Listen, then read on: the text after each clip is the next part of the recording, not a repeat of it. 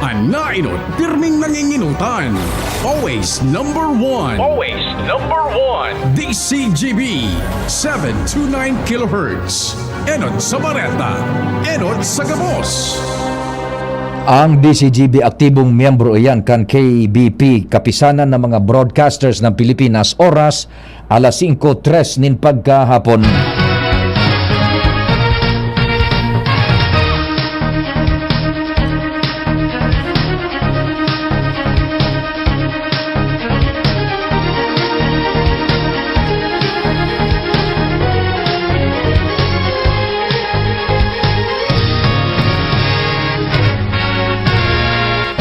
Marhay na hapon ihahatod sa to kan DCGB ang detalyas kan mga bareta na maburutwa sa aga sa mga dyaryo nasyonal asin sa mga telebisyones asin radyo. Alagad enot na nindong maantabayan ang digdipo sa DCGB bareta ngunyan para sa aga. Mga bareta sa lado lokal, national, international, sports asin iba pa sa DCGB bareta ngunyan para sa aga. Ako po sa indong magiging tagapagbareta si Pio Fernandez.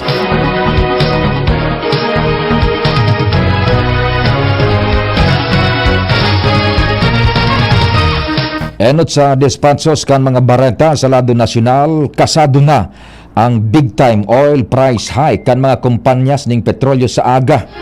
Epektibo alas 6 nin aga ipapautob kan Pilipinas Shell asin Sea Oil ang 2 pesos 80 sentimos kada litro na dagdag presyo sa gasolina. Mantang 2 pesos 25 sentimos man sa krudo, 2 pesos 40 sentimos man sa gas. Kaparehong oil price adjustment man ang ipapautob kan Caltex epektibo alas 12:01 dyan na matangang Banggi.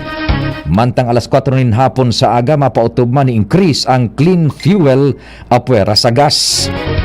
Ang panibagong aumento sa presyo nin petrolyo dahilan kan pag-itaas kan demand kaini sa China kasabay kan sa giraray na pagbukas kan sa indang ekonomiya asin kan natatapos pa sa ang Chinese New Year. Sa sarupang detalyas kan bareta sa lado nasyonal, nag-abot na sa nasyon ang nagkapirang parte kan imported na sibulyas. Sigun kay Bureau of Plant Industry o BPI, Regional Director Glenn Panganiban, na nag-abot na ang mga imported na sibulyas hali sa Manila South Harbor kan nakalis na weekend. Kasabay digdian 16 na 40 pieng container van nin puting sibulyas, mantang 32 man na container vans naman nin pulang sibulyas. Tulos na dinaraan sa container van ang mga imported na sibulyas matapos na inspeksyonon. Sa mga masunod na aldaw, piglalaoman na mababakal na ang mga ini sa merkado sa Metro Manila asin maging sa mga probinsya.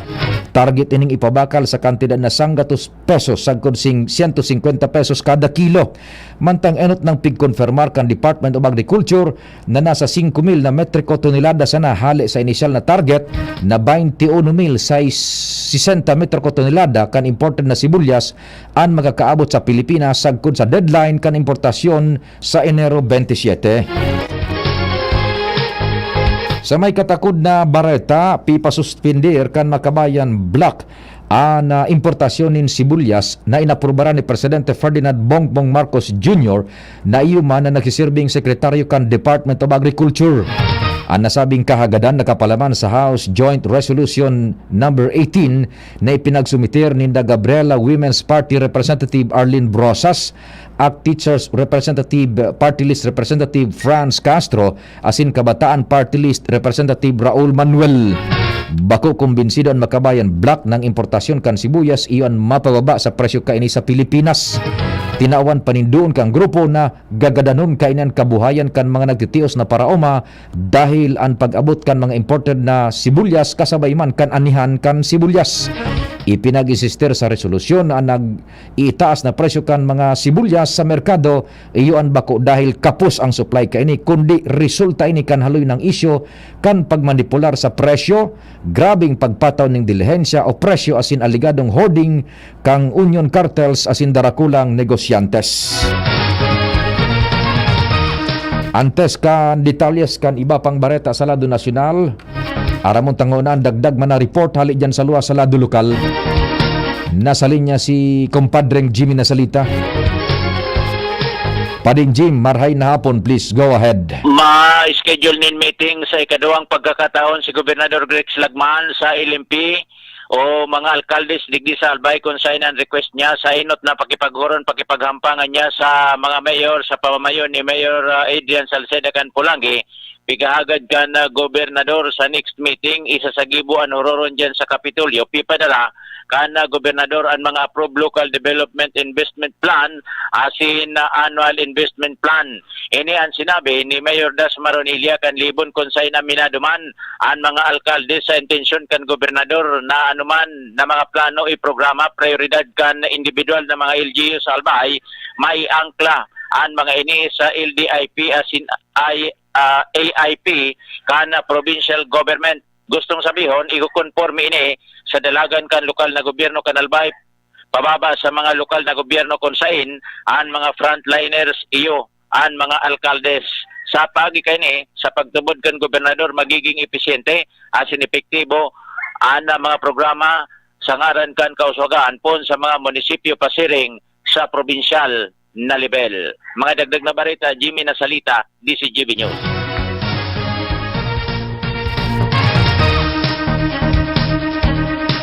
Thank you so much, kumpadring Jimmy, sa dagdag na baretang lokal.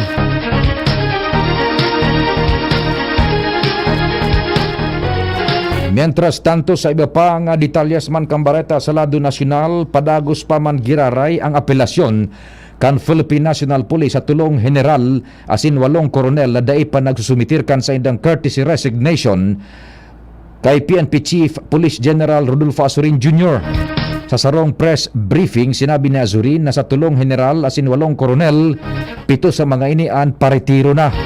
Sinabi niyang posibleng nakakaigwa pa ning discernment ang mga ini kung masumitir pa ning courtesy resignation mantang abos na nasindanin sa indang pagretiro. Idinagdag pa man ni General Azurin na mga opisyal na nasambit hali man sa man iba-ibang PNP units. Sa may katakod pang bareta, mahiro na ang investigasyon kan binilog na 5-man committee sa third level officers kan Philippine National Police o PNP na parte kan kamautan na linigon ang bilog na liderato kan pulisya, partikular na sa illegal na droga. Sigon kay PNP PIO Chief Police Colonel Red Maranan, ano man aldaw pupunan na ang investigasyon kan mga general asin full-fledged colonels na nagsumitir kan sa indang courtesy resignation. Sagkod sa masunod na Martes, Enero 31 na sana ang deadline tanganing makapagsumitir kan sa indang respetibong resignation. Saro-sarong o gidon kang binilog na komite ang pangaran kan lambang high-ranking officials na nagsumitir kan sa indang paglimitir sa pwesto. Mantang ang mga police officials na ako ng courtesy resignation sa saraon pang marhay kan National Police Commission bago sumitir sa PF-Kotibo ang listahan para sa approval. Sa sarupang detalyas kan bareta sa lado lokal, nasa linya si Pading Al Armario. Kumpadring Al, maray na hapon, please go ahead. May kombinasyon naman sa DNR asin Philippine Coconut Authority an Aleco para sa sindang massive clearing operation. Yan ang sabi ni Aleco NEA Project Supervisor Attorney Gwen Kiamco. Ngunyan aldaw sa good Enero 28, igibon ang massive clearing operation sa tabang kan Bicol Electric Cooperative Association Task Force na yaon ngunyan digdi sa Albay. Apektado ang mga kahoy asin ponyog na nakakaulang sa linya kan kuryente. Pero kadaglan mga sangaman sana asin palapa o dahon ni nyog ang posibleng apektado susog sa pag-aadal kadaleko, kaya may koordinasyon naman sinda sa DNR asin PCA asin nag-aagad mananaleko nin konsiderasyon. Alam Mario, DCGB. Thank you so much, Sal, sa dagdag na istorya hali dyan sa luwas. Idiretso ta ang dispatcho kan mga bareta sa lado lokal. Nasa linya man si Ans Galero. Ans, marhay na hapon, please go ahead na. Ipinanginutan mo niyan kan Office of the Civil Defense Bicol ang sarong Emergency Operations Center Training sa opisina kan Legazpi City DRRM Office. Inian na pag-araman kan DCGB News kung saan na pinanginutan ini ni Regional Director Claudio Yupot kung saan ini may kakayuhan na matawan na insufisyenteng kaaraman ang mga personaheng imbelto sa disaster mitigation asin na response para sa mas epektibong pag-operar asin pagpapadalagan din sa Emergency Operations Center, lalo na kung igwaning kalamidad o emerhensya. Nagpartisipar sa aktibidad ang manlain ahensya asin personahe na may koneksyon sa sharing na bagay mientras na nagdalaom ang OCD Bicol na mas maging smooth asin barikas ang operasyon ng EOCs sa rehiyon sa paagi kan pigkukondusir ninda na sharing ng mga inisyatibo. Pagdag na Bareta, Ans Galero, DCGP. Salamatan sa istorya hali dyan sa opisina kan Defensa Civil. Diretso pa kan dispatchos kan mga bareta sa lado lokal. Nasa linya man ang Premier Distrito, kumpadreng Jomar Marhay na hapon. Go ahead. Ipigpapadagos kan administrasyon ni Mayor Sinon Volante kan malilipot ang enot ng naging lakdang kan enot na administrasyon ni Mayor Rolly Volante na planong arkilahon sa DNR ang natatadang foreshore sa bilog na banwaan kan malilipot o mainland kan malilipot. Ini ang napag-araman kan DCGB News matapos nasusog sa informasyon na nakuha ang lokal na gobyerno kan malilipot iyo ang nagplanong mag-alukar nin kantidad para sa survey kan planong arkilahon na foreshore bilang human and counterpart kan lokal na gobyerno sa DENR. Enot ng administrasyon ni dating Alkalde Rolly Volante nakipag-MOA sa DENR para maarkila ang natatadang foreshore pon barangay Binitayan, Sudo Barangay San Isidro Ilawod para magamit kan lokal na gobyerno kan malilipot sa mga mapapakinabangan na mga programa o proyekto. Alagad inabutan ini nin eleksyon asin nasalidahan si Mayor Rolly Volante siring paman sa lado ni Mayor Sinon Volante na iyon nangunya ng alkalde kan malilipot. Ipinagpapadagos kay ni ang naunabita na plano dahilan ta susog sa alkalde ini totoong mapapakinabangan kan bilog na banwaan. Yan ang report, Jomar Bien, DCGB. Salamat kumpadreng Jomar. Diretso kan mga bareta muna sa lado lokal. Nasa linya man si Joshua Bino. Joshua Marhay na hapon. Go ahead. Ang ginaray na pagtatawad doon kan National Telecommunications Commission o NTC Bicol at inot na nindang pangapudan sa mga Bicolanos na magparehistro kan sa indang SIM cards at hinday na paghalaton na magsusuan naman sa online system pagharani na ang deadline sa maabot na bulan kan Abril 2023. Ini anitig to pagirumdom ni NTC Bicol o IC Regional Director Engineer Samuel Sabile sa naging pakikipaghuron kay ini sa DCGB News kung saan sinabi kay ining day man limit ang kada sarong persona kung pira ani paparehistro kay ning mga SIM card. Alagad katakod kay ni ang dakula man na responsibilidad. Patanid ni Sabile na kung rehistrado na ang SIM card dapat tanggad na day ini magamit kan ibang persona dahil ang takon kami ito hindi sa maraot na gimo kung sisay ang nakarehistrong pangaran iyuman ang posibleng o responsableng manimbaga. Dagdag ni Sabile na sa ngunyan, susog sa saindang monitoring, medyo nagbaba na ang bilang kan mga naglalakop na mga scam o spam messages.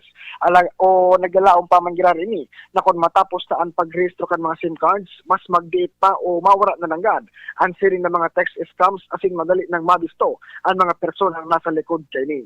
Mga dagdag na bareta, Joshua Bino, DCGB. Salamat Joshua sa dagdag man na bareta sa lado lokal.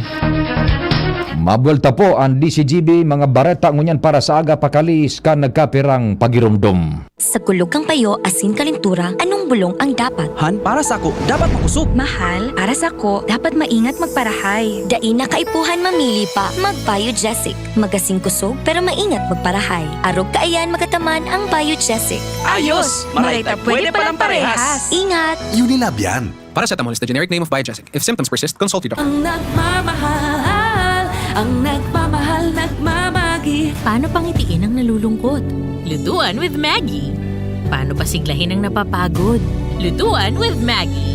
Magbudbud ng pagmamahal pag nagluluto sa sarap at aroma ng all-in-one Maggie Magic Sarap. Kung ang lahat ay nagluluto na nanggagaling sa puso, ang sarap ng buhay sa mundo. Ang nagmamahal, nagmamagi. Maggie Magic Sarap. Sa luto mo, sumasarap ang buhay. Mag-Maggie Magic Sarap araw-araw. All-in-one sa sangkap na pampasarap. Kaya anumang lutuin, magical. Aaray pero di bibigay. Heidelin Diaz po, mandarigma. Pag makulog ang hawak, tama na ba ang maghablas? Pag nawaraan init, igwa pa bang epekto? Bitin sa akin yan. Magpasta sa Alaksan. Alaksan FR. Tapos ang pamamaga na nagpapasakit ng katawan. Laban lang, Alaksan! Unilab yan. Ibuprofen paracetamol is the generic name of Alaksan FR. If symptoms persist, consult your doctor. Ang Juvenile Justice System and Welfare Act sarong lakdang para mailigtas ang mga aki sa paggibunin krimen asin mata one inustisya ang biktima siring man maging ligtas ang sa tuyang komunidad. Sakop kay ni ang mga aki na hababaan edad sa 18 anyos na pigaapod na child at risk. Ini ang mga aki na vulnerable asin nasa peligro nin pagkomiter nin kasalan dahil sa personal o pangpamilyang rason o dahil sa social circumstances tinda. Mga nagsuhay sa lokal na ordinansa asin nakagibunin mga saradit sa ng pagkakasala o misdemeanors kung sain ang lay naglatag na ning proseso para sa saindang intervention. Sakop man kan lay na ini ang children in conflict with the law o mga aki na piga-akusaran, naakusaran o napatunayan na nagkasala sa Laykan, Pilipinas. Sa linog kan Juvenile Justice System and Welfare Act, ang mga 15 anyos asin mga aki na sobra 15 anyos pero hababa sa 18 anyos na daing discernment exempted sa criminal liability. Ang mga aki na exempted sa criminal liability na pwedeng i-prosecute asin ikunkun sa karsel pero daing mantulo sinda bubuhian o pipabayaan. Ipapairaro man giraray sinda sa child sensitive process para madeterminaran kung paano sinda magiging responsable o maging responsable kan sa indang ginibo. Inipigigibo sa paagi kan manlain-lain na aktibidad asin metodo na angay sa saindang edad asin sirkumstansya kay bahanan assistance asin rehabilitation programs para sa mga aki asin sa indang pamilya. Maski sinda ligtas sa criminal liability, alagad bako man sinda libredo sa civil liability. Protehiran ta ang sa tuyang mga aki, iligtas sinda sa peligro na makakomiter nin krimen. Aramunan mga paagi asin metodo kan Juvenile Justice System and Welfare Act sa pinakaharaning opisina kan Regional Juvenile Justice and Welfare Committee Secretariat, 3rd floor, Pag-ibig Fund Building, Legazpi City. Magapod o mag-text sa 0950-061-8901.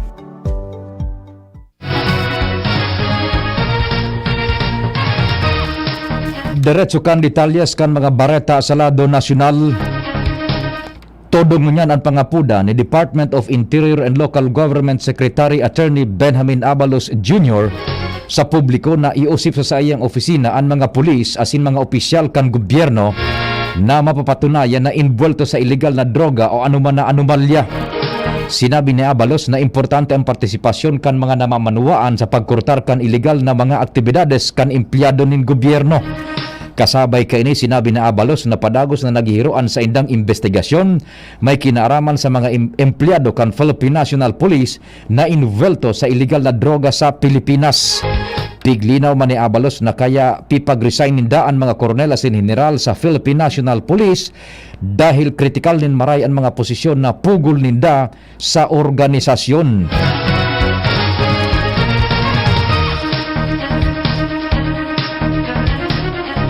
Ipinahayag ni Defense Secretary Carlito Galvez Jr. na pigrekomendar na ninda sa Senado na tanggalo na ang fixed terms kan mga haralangkaw na opisyal kan Fuerzas Armadas kan Pilipinas. Sa sarong ambush interview, sinabi ni Galvez na suportado kan Senado ang sa indang rekomendasyon asin sa ngunyan aamyandara na ang Republic Act 11709 o ang Act Strengthening Professionalism sa AFP. Dahilan digdi nagpasalamat si Galvez sa Senado sa pangenot ni Senate President Juan Miguel Zubiri sa pahayag kaini na susuportaran ninda ang rekomendasyon kang DND na halion ang fixed term asin imbes kaini gagamiton ang tataramo na extended tenure of service. Sigun pa kay Galvez na kung aadaptaron kan Senado ang sa indang rekomendasyon, magiging flexible asin bakong absolute ang career management kan AFP key officers.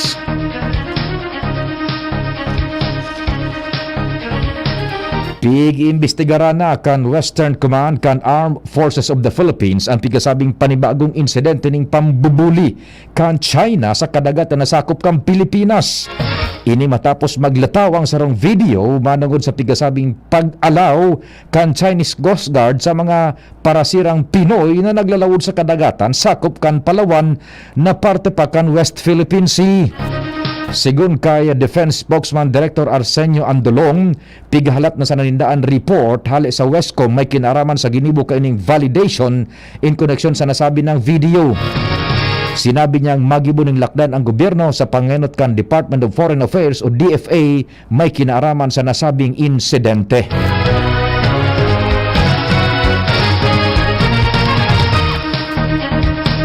Ipinahayag kan Commission on Elections o COMELEC na target nindang matapos ang pag-imprenta kan mga balota para sa barangays in SK elections sa kabangaan kan bulan nin Pebrero.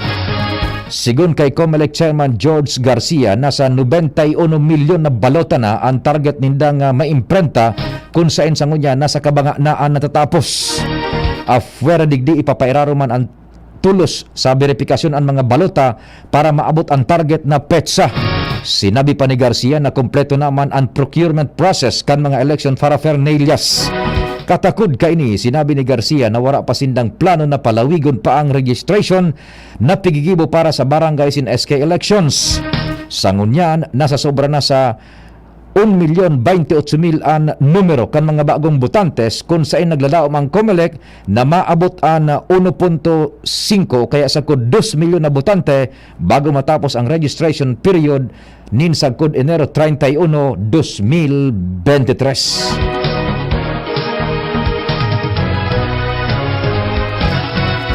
Sa iba pang detalyes kan Bareta sa lado nasyonal, balik sesyon na ang Kongreso ngunya na aldaw asin sigon kan kay House Speaker Martin Romualdez kasabay sa mga propestong lay na prioridad nindang ipapasar an may kinaaraman sa digital transformation araw kan e-government and e-governance act. Tinaawan doon ni Romualdez na ini para mautob ang ipinahayag ni Presidente Bongbong Marcos Jr. sa iyang pag-atindir sa World Economic Forum na ginibo sa Davos, Switzerland na dapat nang maipautob ang digital evolution sa Pilipinas. Sinabi ni Romualdez na kamautan kaini na magasabay ang Pilipinas sa ibang mga nasyon pag-abot sa digitalization na saro ng liyabe sa pagbangon kang nasyon lalo na kan ekonomiya gikan sa pandemya. Sigun kay Romualdez, kaibanan man na binanggit ni Presidente Marcos ang pag-aksyon sa bagulbul na internet connectivity sa asin ang cybersecurity issues sa Pilipinas asin ang pag-digitalize kan burokrasya.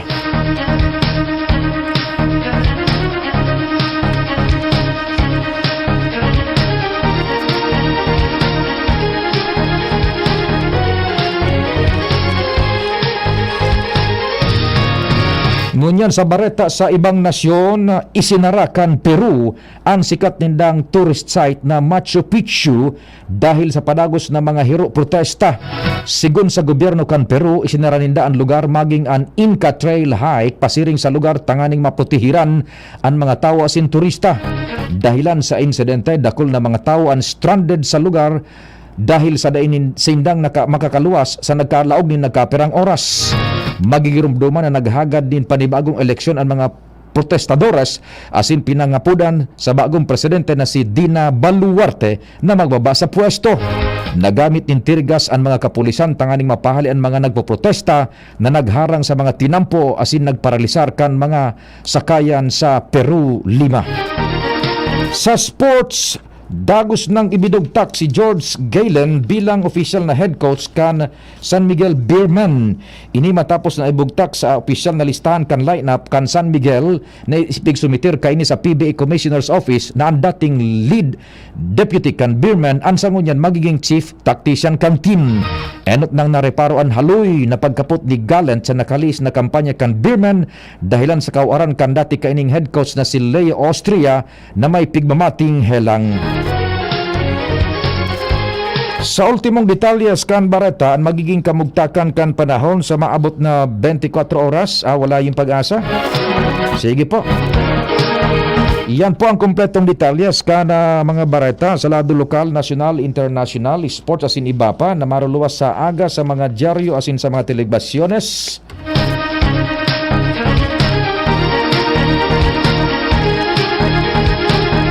Sa pangaran ka nagasururat kan informasyon si Angel Mustasa, Jen Matthew Balyaran, Mega Force Patrol sa luwas, siyempre sa supervision niya ni News Director Margela, sa control technical kasubago si June Napolis, ngunyan si Tata Nems Flora, Sa IT yaon dyan, si Tricia Marilitana, asin siyempre katabang si Richard Astor.